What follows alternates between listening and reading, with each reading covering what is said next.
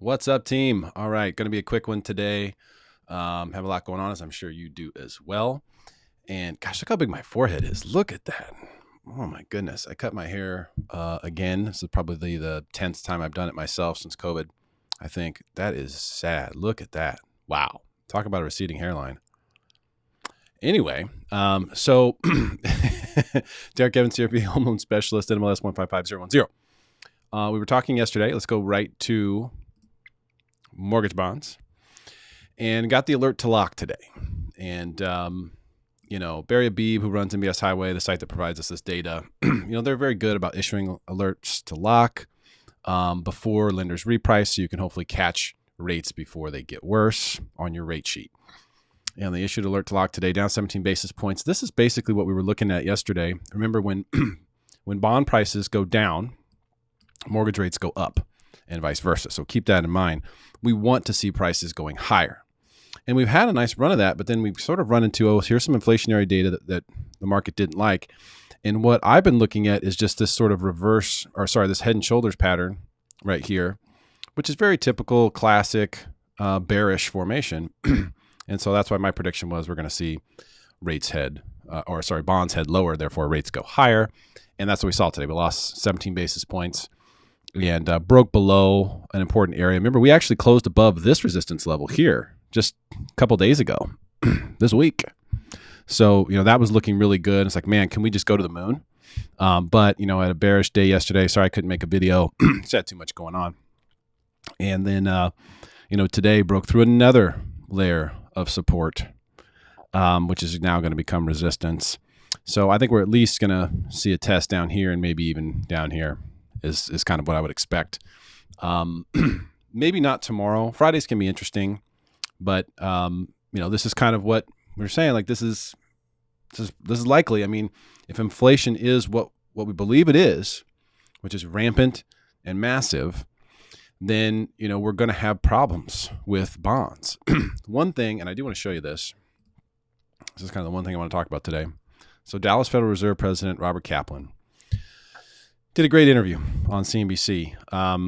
He was talking about, so he said there's a lot of attractiveness around the world for U.S. Treasuries. And it's true. Now, the reasoning isn't what you would hope it to be. The reasoning is because many of the other government-issued treasuries throughout the world are at zero or negative interest rates. So that's no bueno. So the U.S. offering 1.6%, and it's the U.S. My goodness, how is the U.S. offering the highest yield? How is the U.S. the best place to invest? Because it's such an obvious place to invest anyway. We should be the ones at zero. People should just want to put their money here because they feel it's safe. So it's kind of weird. It's like this inverted reality. It doesn't make a lot of sense. But that's where we're seeing, some interest internationally, because anyone can buy these bonds, the mortgage bonds, and not individuals though. Institutions have to do it, but international institutions can buy them. Now, I almost named this video wasn't, hey, I was right about rates. Man, I got something in my eye. It was, the Fed is blowing a big opportunity to fix inflation, and they are. And he actually touched on that. Where he told CNBC that the $120 billion a month in asset purchases may be having unintended consequences. Yeah, for inflation, of course. You're making the market fake. But the biggest reason that it's an issue, in my opinion, is that here we have a perfect scenario. Imagine this, and this is where we're going to have problems down the road. And I don't know when it's going to be, but it's going to come, and it's probably going to hit the stock market very, very hard. And this could be a few years away. It's hard to say, but think about it like this. Right now, if the Fed were to raise rates, we have a smoking hot real estate market. Smoking hot.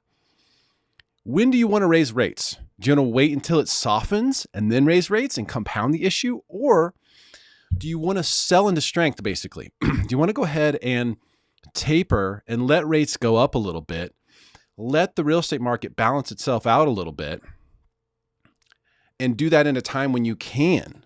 Because right now they could. If they raised rates, the market could absorb a lot of the negativity from it. It would be totally possible for the market because there's so much demand.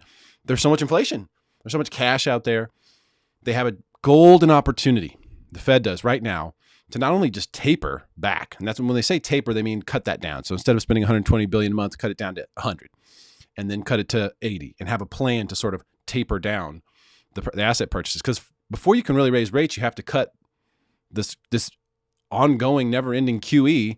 You have to cut that to zero first, right? You can't really raise rates and continue to be a buyer.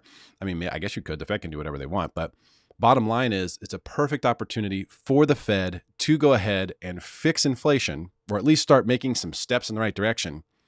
I fear, unfortunately, and this is my problem with bow tie guys. And listen, if you're a bow tie guy, more power to you. More power to you. But my problem with economists and bow tie guys is that they will frequently be late to the party because they need to see the data before they take action. But the data is trailing by weeks or months. So if the data is trailing by weeks or months, and we go and they say, okay, now we need to taper. Now we need to raise rates. If they do it that way, then they're going to be too late for sure. And so what's going to happen is they're going to raise rates later. And I don't know when this will be. It could be years from now.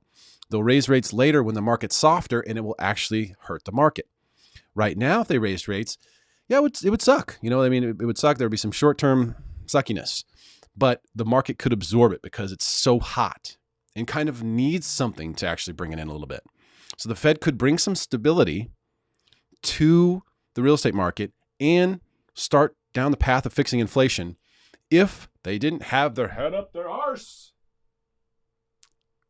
So the problem is not recognizing inflation because they're so heavily invested in bonds, which hate inflation, is, I believe, what the conflict of interest is that's keeping this from happening. So we would love to see the taper begin, would love to see them start to get out of being such a gigantic investor in bonds, especially if, you know, the Fed's captain or Kaplan is saying that there's a lot of attractions around the world for bonds. And there is, because other bonds from other countries stink. They're at 0%, or some of them are negative interest rates in some bonds around the world. And the U.S., supposedly the safest place to put your money, we have the highest rates. Isn't that interesting? So there's not much beyond that I'm going to say today, but I did just want to confirm with you that my prediction for what is going to happen here with interest rates is so far coming to fruition.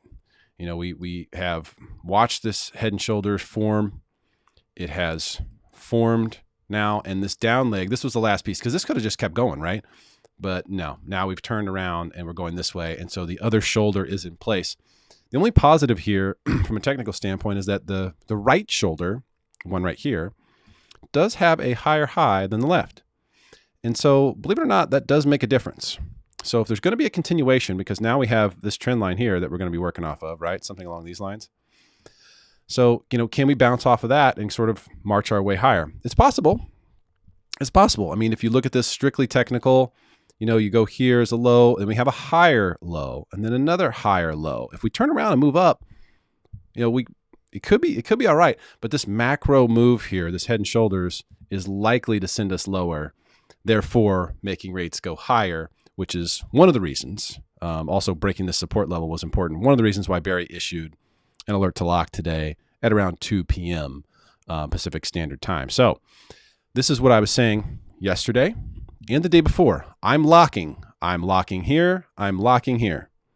How much did I save my clients? 30, 40 basis points maybe. You know, not a ton, but something. And the reason is because to me, the head and shoulders, I could already see it. You could already see it. This particular resistance level here at the 236 was a bear for us to get through. It was a bear. And then when we came through it, it was not a bear on the other side. So we had to touch it here, before we could finally get through it 6 times. We had to knock on the door to get through.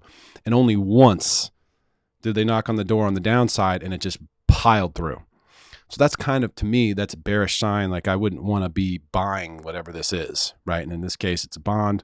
But with that chart formation, I wouldn't want to buy it no matter what it is. So it's just kind of led me to be a little bit bearish.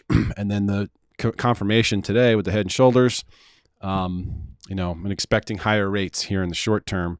Although, again, I hope I'm wrong, because I much rather see lower rates then I would see higher rates. So actually, I would going to recommend you watch this segment and actually read this article.